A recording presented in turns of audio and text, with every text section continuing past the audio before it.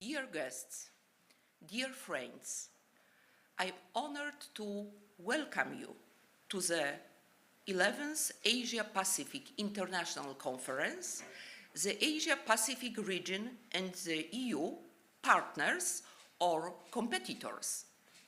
The current geopolitical situation in the world is very complicated, which means that individual countries face new challenges. Countries from both the Asia-Pacific region and the European Union are looking for new partners to jointly solve emerging problems. And it is common strategies that are the best way to overcome difficulties and reduce risks. Our conference will be attended by representatives of diplomacy, science, and business. We will discuss together what actions should be taken to prevent the current energy crisis and to ensure that people live safer. Now, I would like to ask His Magnificence, Rector, Professor Andrzej Kaleta, to open our conference. Floor is yours.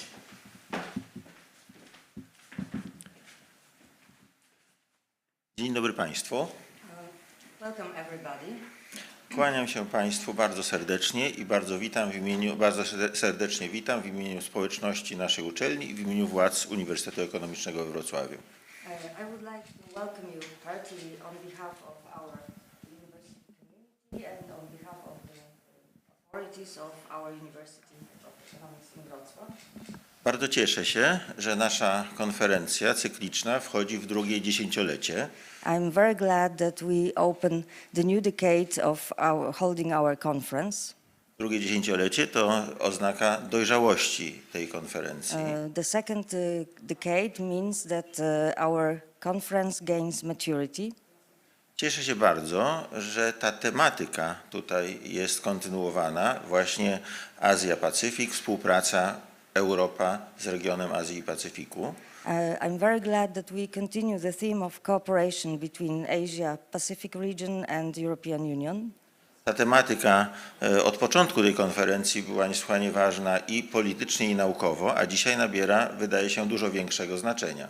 At first, this cooperation was very important from political and scientific angle, and now it seems that it even gains more in importance. Nigdy te problemy nie były tak interesujące i tak ważne jak w dzisiejszym świecie, świecie turbulencji, świecie konfliktów. Współpraca i ewentualna także rywalizacja między poszczególnymi blokami krajów, w tym właśnie regionie Azji i Pacyfiku, Europy, warta jest i badania, obserwacji, i dyskusji. In our current turbulent world, which is full of conflicts, such cooperation and investigating the problems of cooperation and also of the regions of Asia-Pacific region, European Union, this is more and more important and more interesting, and well, it's worth investigating right now. No i cóż, mam nadzieję, że to dzisiejsze spotkanie, ta konferencja tegoroczna dostarczy Państwu mnóstwo interesujących inspiracji, informacji, no i że będzie zachęcała do kolejnych spotkań na kolejnych naszych konferencjach. I'm convinced that our conference will be full of new information, full of inspirations for you, and will encourage you to continue your participation in the future years. I cóż mi pozostaje? Otwieramy konferencję. Mam wielką przyjemność otworzyć tegoroczną konferencję, życząc Państwu wspaniałych wrażeń. So I can only say that we open the conference. I'm very glad to do it, and I wish you all the best impressions from the participation in it. Serdecznie dziękuję. Thank you very much.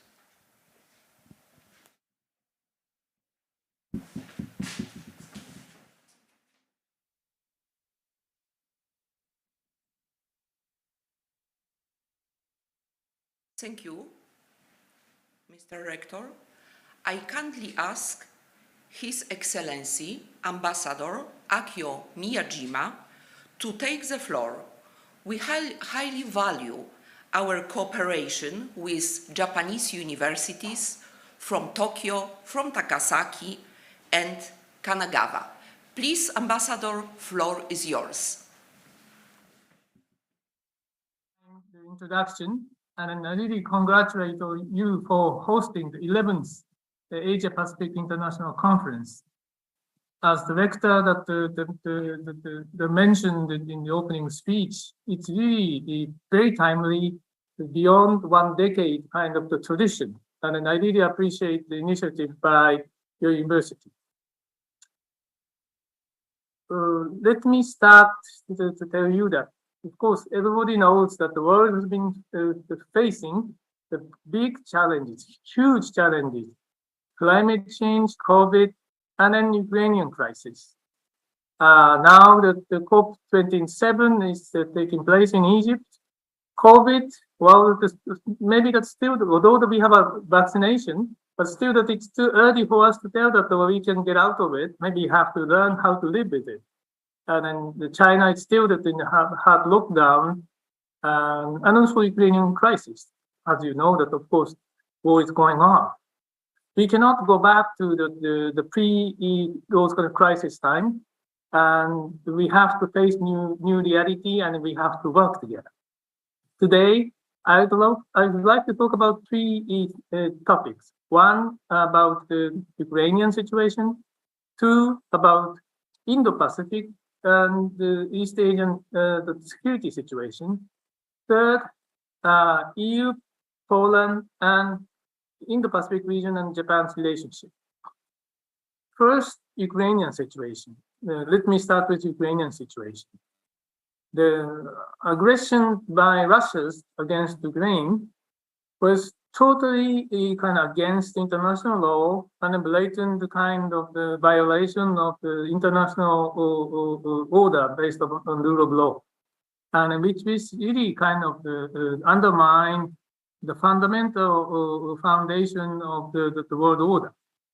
And I really do want to express our deep respect for the bravery keep fighting that the Russians, those Ukrainian soldiers, and also the Polish people's big and warm heart, which welcomed and supporting the Ukrainian friends, and also the Poland providing really very important humanitarian and also strategic support for Ukrainians.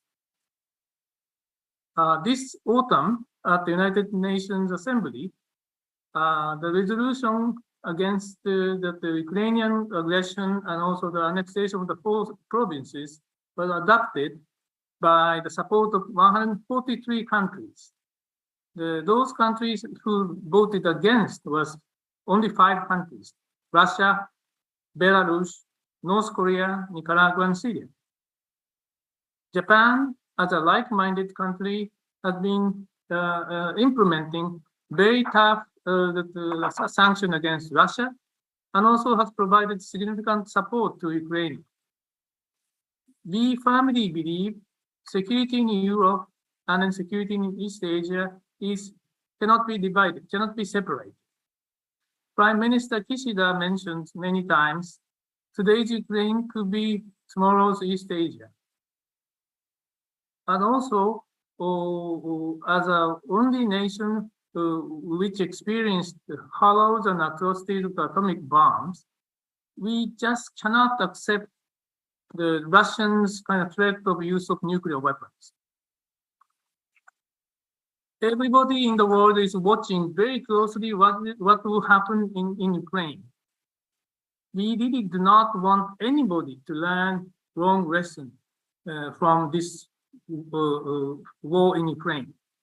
We do need to continue our solidarity to fight against Russia to support Ukraine.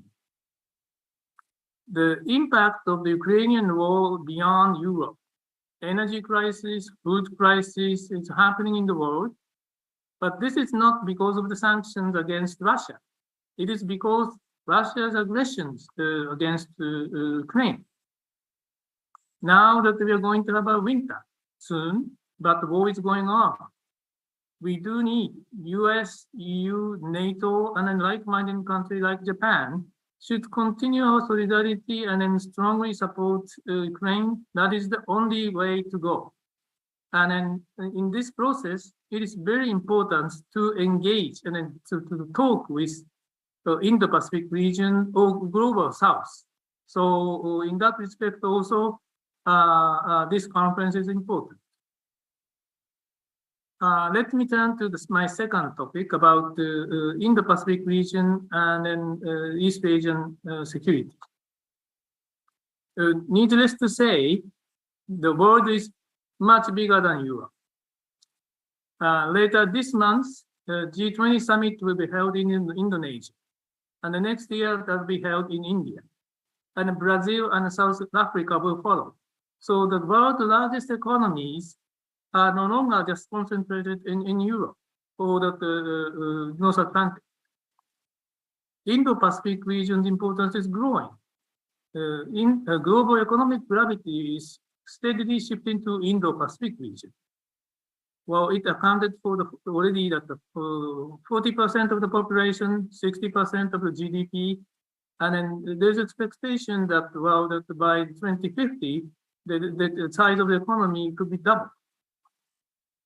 But in order for this region to continue economic prosperity, peace is important and it is indispensable. In East Asia, East China Sea, South China Sea, we can see that the attempt to change the status quo by force by some countries. Taiwan is the world the largest production site of the most advanced semiconductor, but we are watching very closely what is going to happen to the Taiwan Strait. Taiwan Strait's peace and stability is very, very important. And also in our region, North Korea have been launched more than 20 times the ballistic missiles. And also and then one just recent one just flew over Japan. And then seventh nuclear testing is imminent, according to the experts. Very, very worrisome. In February, in the Beijing Olympic, Russian and Chinese leaders announced unlimited friendship. There's a big joint military exercise by Russia, and then China participated, and also the Russia and China Navy and the Air Force that joined together the patrolling around Japan. So we are also concerned about the growing collaboration between China and Russia in the military areas. In order to make the peace and prosperity in Indo-Pacific region, Japan, together with US, Australia, India, we are promoting the concept of FOIP, F-O-I-P, free and open Indo-Pacific. And we have been doing our effort to make that happen. And also that the last May in Tokyo, we had a summit meeting called US, Japan, India, Australia, and we call it the Quad meeting for the same purpose. And third topic, let me talk to the EU, Poland, and then Indo-Pacific region and Japan. First, Europe and Indo-Pacific regions. Well, I just mentioned about the basic figures that this area that creates 60% of GDP and also maybe the 2/3 of the global growth. And it is the second largest destination for EU exports and home to 4 out of 10 top 10 EU trading partners. And EU's investment to ASEAN is the second largest next to United States, and then the third is Japan. And it's growing, and this is very welcoming sign. I have to say, there will be no future for Europe without strengthening the relationship with this region. Mr. Joseph Borrell, that the last August, after attending the ASEAN-related meeting, mentions around 40% of the EU's foreign trade passes through the South China Sea, and an Asian security has direct impact on European security and prosperity. It is really true that we really feel that importance and strengthens of the relationship between EU and the Indo-Pacific region is very important, based upon the universal values like democracy, freedom, and rule of law, and market economy. And the importance of strengthening the relationship is growing, and in this relationship should go beyond trade and investment and then into the security and then global issues. So in the same spirit, Japan will strongly welcome the more engagement by European countries or EU or NATO to Indo-Pacific region. EU that made the joint communication with Indo-Pacific strategy, and also that the last June in Madrid, the first time that Japan, Australia, New Zealand, and Korean leaders are invited to the NATO summit.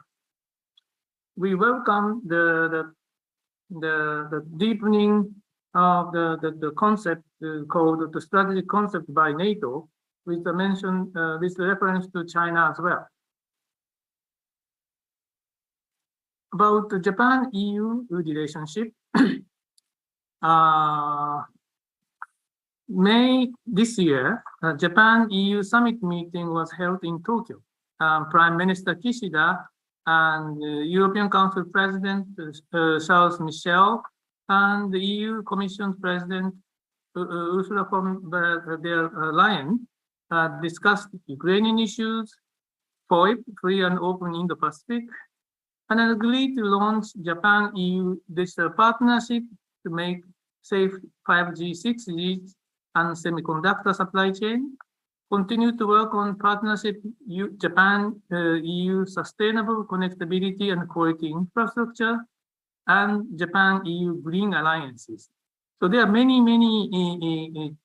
common agenda Japan and EU is tackling, and we have to work together. Japan's GDP is 120% of Germany, and then it is almost equal to the US, the UK, and France combined. So it's a still very big economy, and it's really the core of the economic dynamism in Indo-Pacific, especially in terms of the technology. And Japan-EU, what they call EPA, EPA means that the trade and investment kind of the agreement was got into effect February 2019.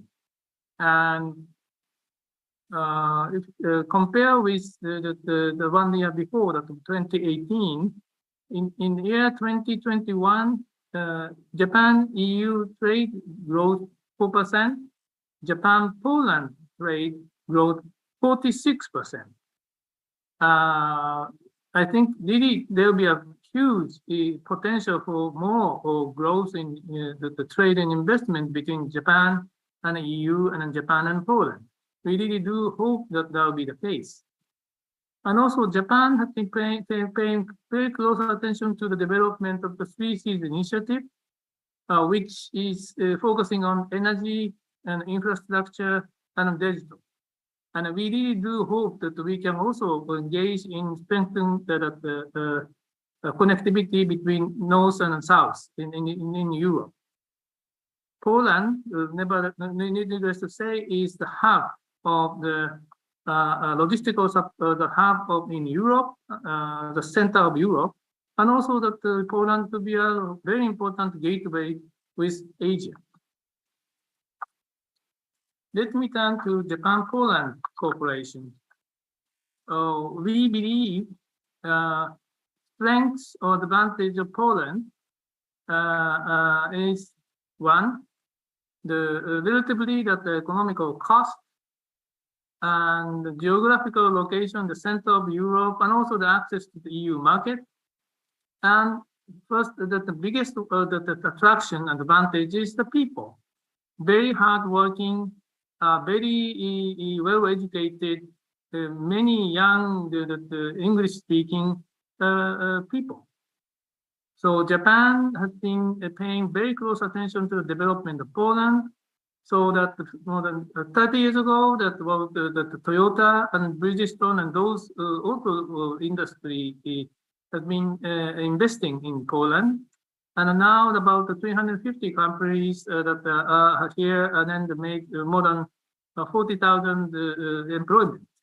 But now that the Japanese investment in Poland is getting more diversified, just not from just auto-related industries to the high-tech service industries, and like the pharmaceuticals or the consolidated services and energy sectors and so forth. This July, the company called Daikin, they made an announcement to set up a new heat pump factory in WUEB. To facilitate the society's shift from fossil fuel gas and coal boilers to heat pump. This is a 300 million euro investment, and they're going to create 1,000 people's employment. And also at the end of last month, that the world-renowned the mega apparel brand Uniqlo opened the store in Wrocław. The first time in this region. Green and digital is our common challenge and great chance.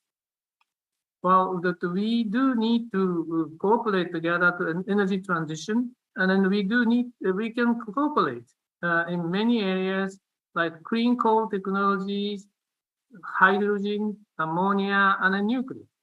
And we really do hope so. Last September, Japan Bank of International Cooperation signed the MOU with BGK, and then they tried to find a good project to finance in relation to the 3SI and energy transition. Japan and Poland signed the MOU on security and defense cooperation just before the start of the war, and Japan has provided the Ukrainian armies with help of Polish army, that the body armor, protective masks, and vehicles, and lightweight drones, and winter clothes. Let me conclude my remarks that now. I have to say that now this is the time to choose true friends. I really believe that both the EU and Japan and also the Poland should strengthen the relationship, partnership, and friendship with the like-minded country which share the common values. And if you're going to strengthen the relationship with Indo-Pacific region, you can count on us, Japan.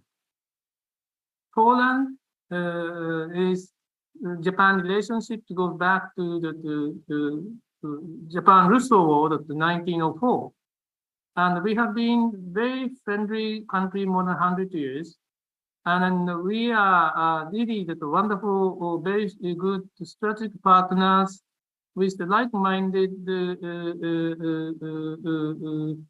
orientations and common values. And then we are located, our neighbor is Russia. We believe that we are both the best partners.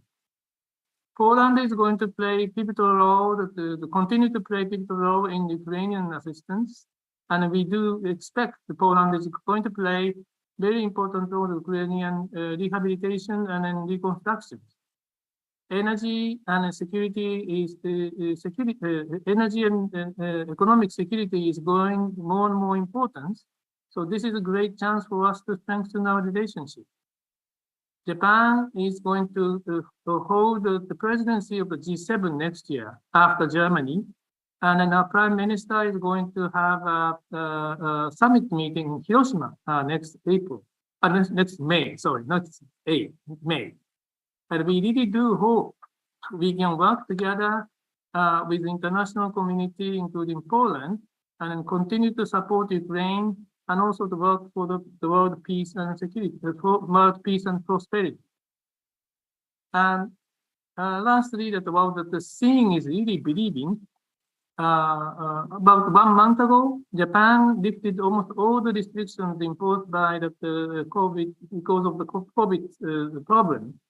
And you don't have to take any visa now, any longer. So please visit Japan and also bring the Japanese people to come here.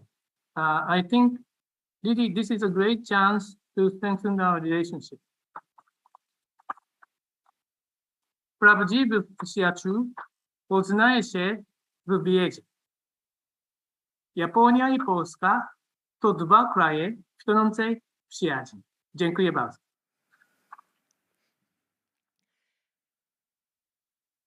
Thank you very much, His Excellency. Your words are very important and very interesting for us. I think that peace, fruitful economic cooperation, and friendship between our societies, between our companies, they are the most important things in our turbulent time. Thank you very much, and we hope to cooperate with you, with your companies and your universities as a Wrocław University of Economics and Business. Thank you. Now, I kindly ask Her Excellency Ambassador Anita Lidia Laulima to take the floor. We will be very glad to initiate cooperation with Indonesian University in the future. Please, Herr Ambassador, floor is yours.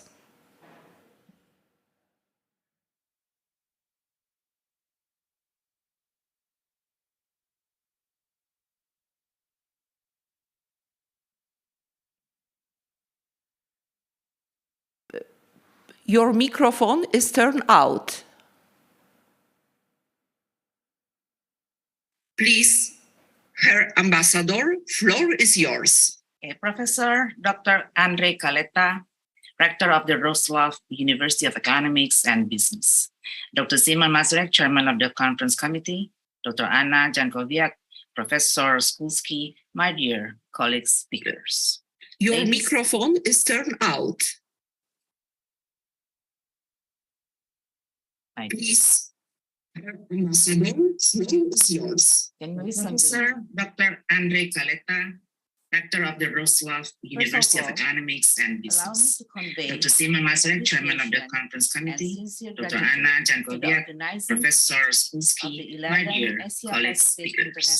Your microphone is turned out. This conference materialized.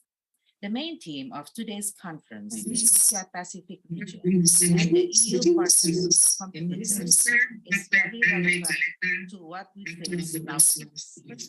In which all the countries are trying to recover their economy after global pandemic of COVID-19 and its ramifications, socio-economic effects.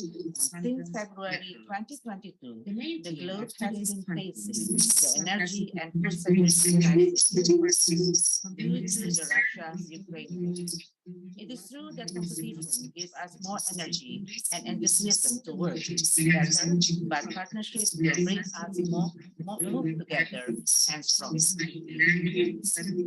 To answer the question, allow me to give you a perspective of Indonesian foreign policy that over the last 7 decades has been the basic tenet of our policy toward the geopolitical and geoeconomic sphere, and it reflects nowadays in our presidency of the G20 ASEAN, and the relations with EU. The word peace and stability is key in Indonesia's foreign policy. Indonesia's foreign policy will continue to be guided by the principle of free and equity, by the imperative of serving our national interests, and by the constitutional obligation to contribute to international peace and justice. As a maritime and archipelagic state, we will secure our maritime interests by integrating two strategic seas, the Indian and the Pacific Ocean, as the focus of our foreign policy and diplomacy. We define our foreign policy in terms of tangible materials such as trade, investment, and tourism, also in terms of tangible outcomes such as security and the preservation of sovereignty. We will work to strengthen Indonesia's role with ASEAN and beyond, and committed to ensure Southeast Asia a strategic autonomy. We are determined to prevent the region from becoming a site for strategic rivalry among major powers, and to manage a balanced relationship with all great powers, as well as work with friends to ensure ASEAN centrality by enhancing ASEAN's credibility, strengthening capacity, and preserving its unity. ASEAN Outlook of Indo-Pacific, initiated by Indonesia, is the manifestation of those objectives. Indonesia will continue to promote international economic cooperation to strengthen our economy in responding to the challenges of globalization, regional economic integration, and the challenges of free trade arrangements. The regional comprehensive economic partnership, also initiated by Indonesia in 2012, meant to have a more economic integration against widespread protectionism. As a middle power, Indonesia is continuing to play a constructive role in addressing global problems through multilateral and bilateral process. We will work with our G20 partners, and we will work with others to find solutions to global problems such as climate change, poverty, and food and energy security. In short, Indonesia plays its role as a bridge builder and a dialogue convener among the rival parties, and to continue to work together in order to maintaining the peace and stability. This is also the rationale behind the theme of Indonesia's presidency of G20 in 2022, Recover Together, Recover Stronger, that encourage joint efforts for world economic recovery, inclusive, people-centered, environmentally friendly, and sustainable growth. Indonesia's presidency is one of the most difficult tasks and most challenging presidencies because of the multiple crises that the world faces. We do aware that the gap is so wide. Nevertheless, Indonesia will make sure under this extraordinary situation, at the final stretch of its presidency, our task is to manage this extraordinary dynamic so that it will not harm the raison d'etre of G20 since its inception in 1998, that is to address the crisis. On that time is the financial crisis. If it is failed to do so, the most who bear the failure is the vulnerable one. So we will continue to discuss and have a concrete deliverables that benefit not only the members, but also the world, especially developing countries. It is the collective responsibilities of the members of G20. Under Indonesian chairmanship, we are not only invited the member of G20 or its international organizations, but also the country guests representing the groups of the world, namely the chair of ASEAN, chair of NEPA, Chair of African Union, Chair of Pacific Island Forum, and Chair of CARICOM. So for all members, so far, all members, including the guests and international organizations, including the European Union, has attended 103 meetings, including the Ministerial Meeting, Sherpa, Working Groups, and Engagement Group. The final one, the summit, will be held next week, 15 to 16 November in Bali. So far, there is no negative response on the participation of the leaders. At the end of the summit, under the proposal of the G20 action for concrete collaboration towards stronger recovery and development, the list of deliverables and the quantitative values will be announced by the President of Indonesia. A pragmatic and real cooperation, meaningful and impactful for the public, and focusing on three priorities such as strengthening local health architecture, energy transition, and digital transformation. Next year, Indonesia will assume the chairmanship of ASEAN, and at the end of this year will pass the G20 presidency to India. Indonesia will bring those concrete deliverables of G20 to ASEAN for under our chairmanship in ASEAN.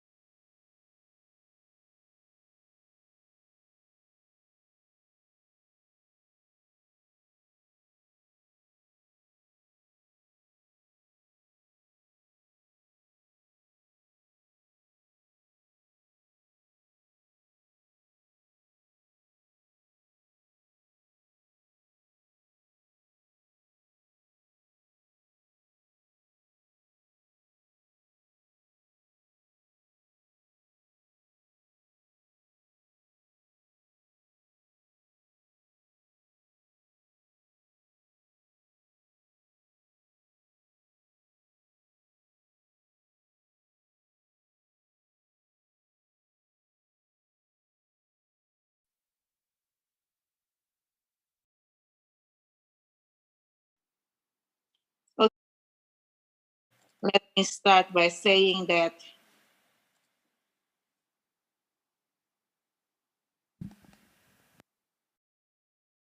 G20 parties, okay, right. Next year, Indonesia will assume the chairmanship of ASEAN, and at the end of this year, will pass the G20 presidency to India. Indonesia will bring those concrete deliverables of G20s to ASEAN Forum. Under our chairmanship in ASEAN, the only regional organization which on one platform can bring together all the major powers and the regional powers at the same time, will continue to maintaining peace and stability at the region, boosting economic recovery as well as enhancing regional preparedness and resilience remain the critical focus. Strengthening ASEAN's unique position as a dialogue convener among the rival parties will be more urgent, and Indonesia remains committed to this.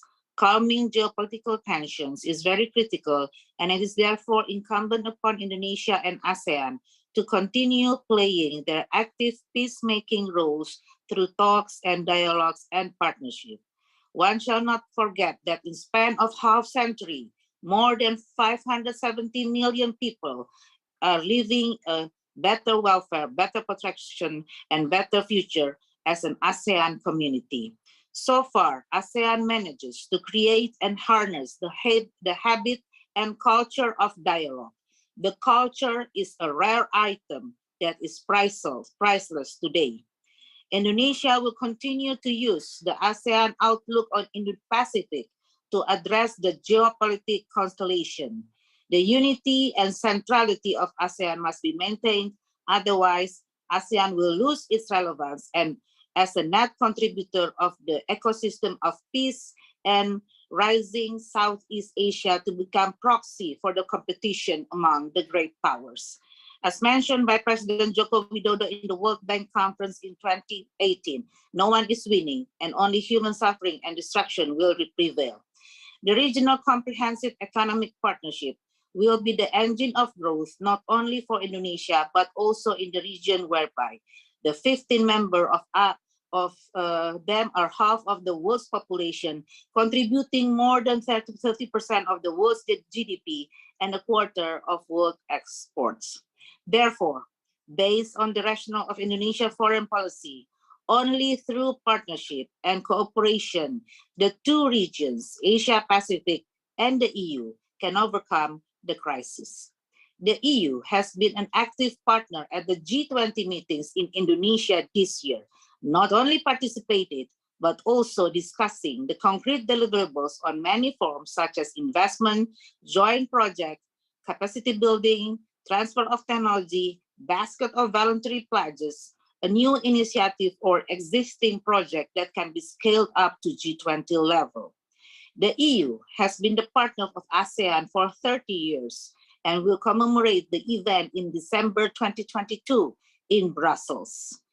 Indonesia's welcome EU strategy in the Indo-Pacific, in which its implementations needs to be synergized with the ASEAN outlook of Indo-Pacific. ASEAN outlook of Indo-Pacific will be the basis of the partnership between ASEAN and the EU that underlying the principle for promoting cooperation in the areas of common interest through innovative, interdisciplinary, and complementary approaches. The elevated partnership of the ASEAN-EU should be utilized as important platform to achieve our common strategic objectives, including on sustainability issues. Indonesia, as the largest economy in Southeast Asia, the 10th in the world in terms of purchasing power parity, with inflation rate remains stable at 4.69% and economic growth in second quarter of 2022 at 5.4%, with GDP per capita estimated will reach $4,691 by the end of 2022, and with top 5 GDP contribution, agriculture, mining, processing industry, downstream construction and trade, with main resources of oil and gas, coal, nickel, tin, timber, bauxite, copper, gold, and CPO stands ready to be part of this engine of partnership with EU based on mutual respect, equality, and non-discrimination. As one of the producer countries, Indonesia follows closely on the implementation of the EU Green Deal and its related regulation, namely the initiative of European Critical Raw Material Acts, the proposal of regulation of carbon border adjustment mechanism, and the proposal of the regulation on the deforestation-free supply chain. We only hope that the discussion on that proposal and initiation will taking into account the current effort by the developing countries and the least developed countries in achieving SDGs and not jeopardizing the livelihood of small business community in the affected commodities. We welcome the commitment of EU to have the constructive engagement and to work with the producing countries of certain commodities. Indonesia shares the urgency of addressing climate change and preserving the environment as demonstrated by our nationally determined contribution of 29 and 41% with international support emission of reductions in 2030, as well as various efforts domestically throughout the years. Climate change is a common problem that should be addressed by common efforts in the form of dialogue and coordination, and should be put within the context of sustainable development, as well as taken into account all aspects of SDGs, namely the goals of no poverty, zero hunger, life on land, and partnership for the goals. Let me conclude by saying, as a country with a deep sense of regional entitlement and a responsible member of international society, Indonesia's future and destiny is closely linked to the international society. It is within the international community that Indonesia will work to deliver the promise and stability to our people at home and to bring peace and stability to the region. Let us be partners. I thank you. Thank you very much, Herr Ambassador. Your words are very important for our societies. I think that Polish society and Indonesian society are ready for deeper cooperation, not only between businesses, but only between researchers, between universities, because our common research could be for the future very important, not only for society, but also for future changes, for our climate, for peaceful cooperation, for economy, and for society. It was very nice to hear you, and we are very glad. Please forgive us small mistakes during transmission. Thank you very much, and you are very welcome at Wrocław University of Business and Economics. I kindly ask Head of European Economic and Trade Office in Taiwan, Mr. Filip Grzegorzewski. Floor is yours. Welcome.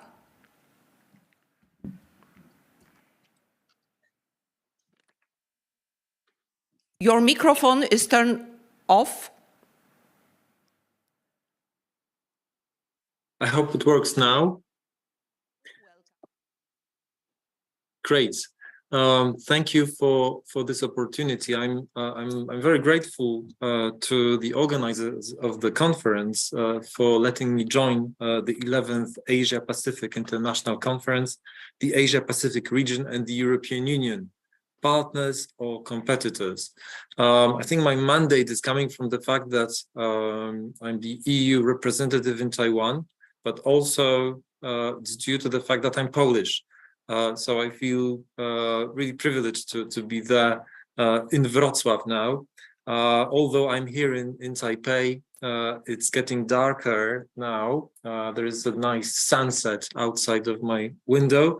And I'm happy that I can be with you via video conference.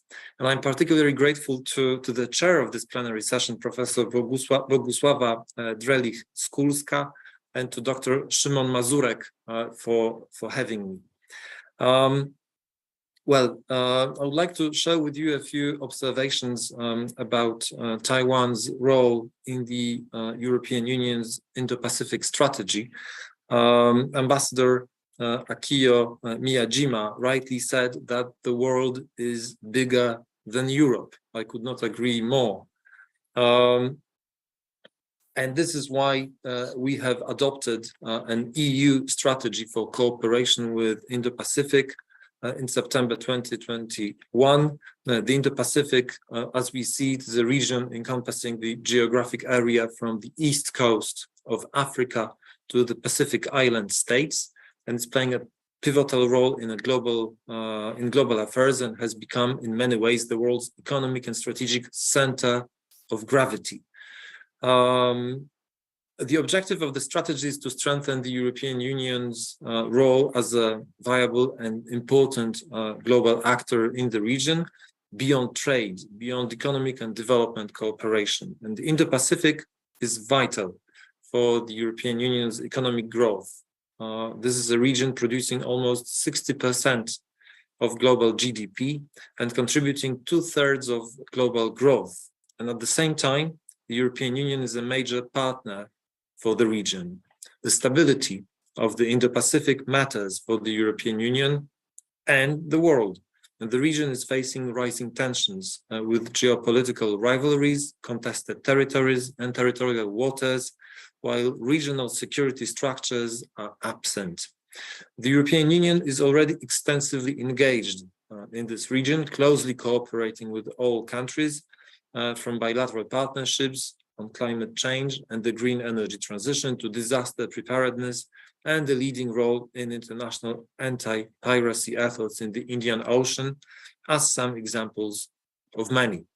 So the strategy is a political recommitment by the European Union to the region to engage further, upgrade our partnerships, and look into how to contribute to the stability and prosperity of the region in a more comprehensive and effective way.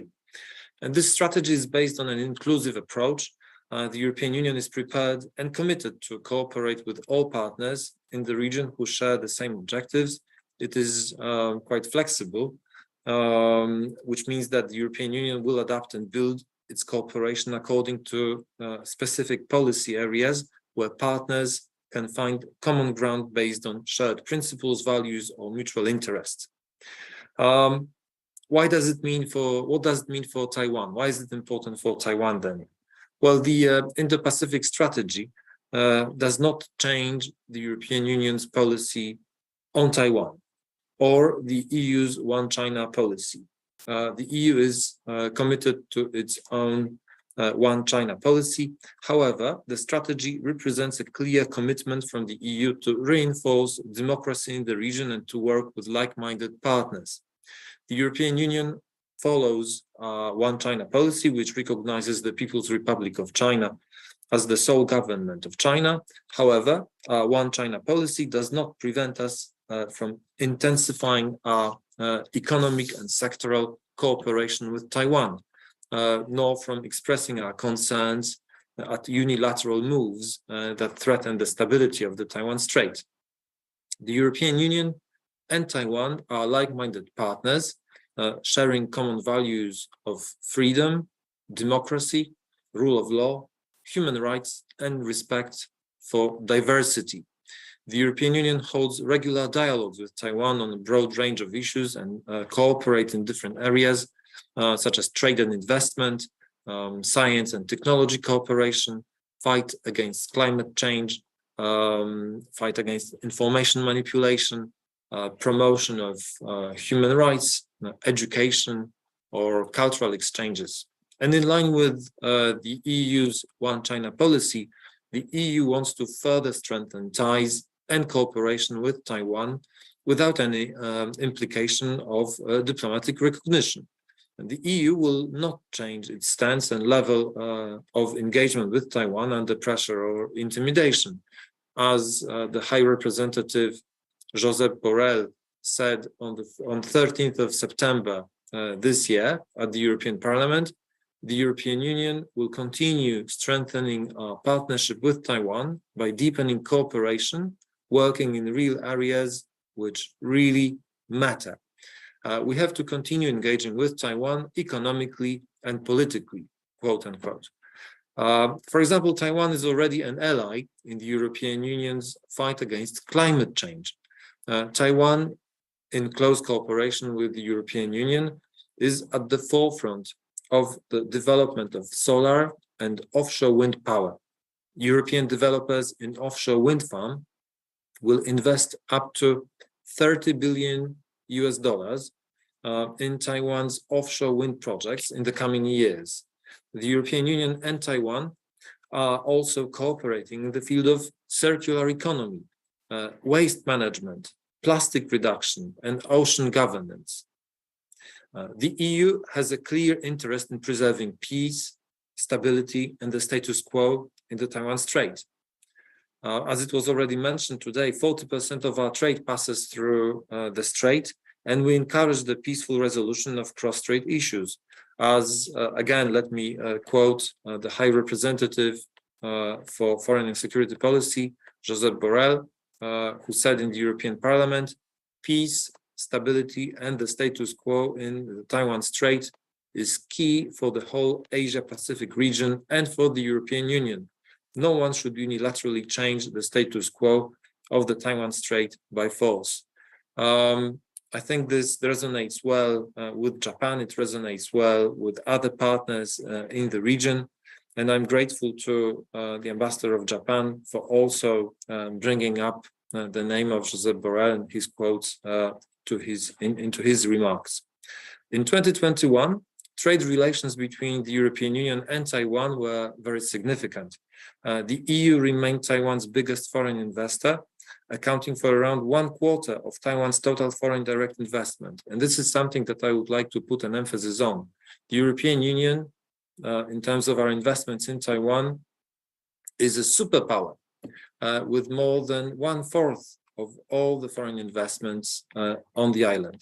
So 25% of the FDI comes from the European Union.